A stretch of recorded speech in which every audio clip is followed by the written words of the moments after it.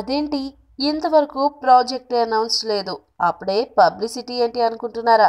అయితే నిజంగానే పబ్లిసిటీ మొదలెట్టేశారు గురు. ఎందుకంటే ఇప్పుడు మెగాస్టార్ చిరంజీవి తన 151వ సినిమాగా తొలి ఫ్రీడమ్ ఫైటర్ ఉయ్యాలవాడ నరసింహారెడ్డి కథను చేయనున్నాడని ఒక ప్రముఖ న్యూస్ ఛానల్లో హీరో శ్రీకాంత్ ప్రకటించడమే ఈ విశేషం. ఉయ్యాలవాడ నరసింహారెడ్డి కథను గురించి ఆ ఫ్యామిలీపై నిన్న సాయంత్రం అలాగే ఈరోజు ఉదయం టీవీ9లో ఒక ప్రత్యేక కథాంశం వేశారు.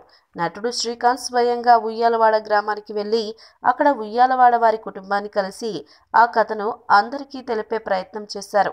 ఇక అఫీషియల్ గానే ఈ కథతో చిరంజీవి గారు సినిమా చేస్తున్నారని చెప్పడంతో ఉయ్యాలవాడ కుటుంబ సభ్యులు కూడా చాలా ఆనందపడ్డారు. ఆ సినిమాను ప్రేక్షకులు ఆదరించి అనేక కొత్త విషయాలను తెలుసుకుంటారని ప్రోగ్రామ్ ఎండింగ్ లో చెప్పేశారు కూడా.